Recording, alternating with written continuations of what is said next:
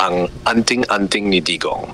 Sa isang tahimik na baryo sa Davao, maraming kwento ang naglipana tungkol kay Mayor Digong. Hindi lang sa pagiging matapang at matalino niya, kundi sa balitang may anting-anting daw siyang nagpoprotekta sa kanya. Maraming beses na siyang nalagay sa alanganin, ngunit palaging nakakaligtas ng walang galos. Isang gabing madilim at malakas ang ulan, isang matandang babae ang lumapit kay Digong. Siya ay si Lola Pilar, kilalang albularyo sa lugar. May dala siyang isang maliit na kahon na yari sa kahoy na tila napakatanda na. Iho, sabi ni Lola Pilar, malayo ang mararating mo pero marami ring magtatangkang pabagsakin ka. Alagaan mo ito, agimat ng matuwid na paninindigan. Hanggat malinis ang layunin mo, poprotektahan ka nito. Inabot niya kay Digong ang kahon. Sa loob nito ay may isang maliit na medalyon. May ukit ng isang agila at araw. Noon pa man, may dugong mandirigma si Digong. Hindi siya takot humarap sa panganib, ngunit naramdaman niyang iba ang kapangyarihan ng medalyon. Isinuot niya ito sa lig at mula noon, tila hindi na siya basta-basta natitinag. Mga hindi may paliwanag na pangyayari. Habang naglilingkod bilang mayor, maraming beses na siyang tinangkang saktan.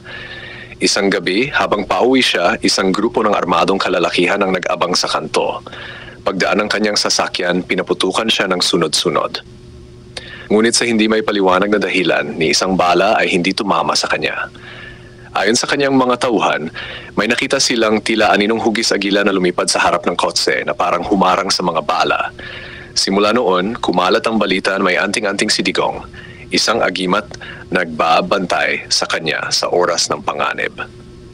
Ang pagsubok ng katatagan, isang araw isang misteryosong lalaki ang dumating sa opisina ni Digong. May suot itong itim na damit at may dalang baston na may ukit ng ahas. Alam kong may hawak kang agimat, sabi ng lalaki. Ngunit tandaan mo, hindi pang habang buhay ang bisan yan kung lilihis ka sa tamang landas. Ngumiti lang si Digong. Hindi ko kailangan agimat para gawin ang tama, pero kung ano man ang hatid nito, gagamitin ko para protektahan ang bayan ko. Mula noon, hindi na bumalik ang lalaki.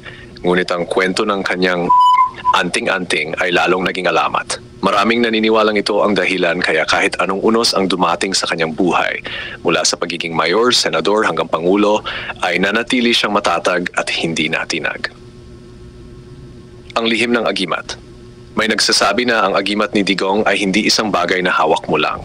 Ito ay paninindigan, tapang at malasakit, mga katangiang higit pa sa anumang mahiwagang bagay. At habang matatag siya sa kanyang prinsipyo, mananatiling buhay ang bisa ng kanyang anting-anting.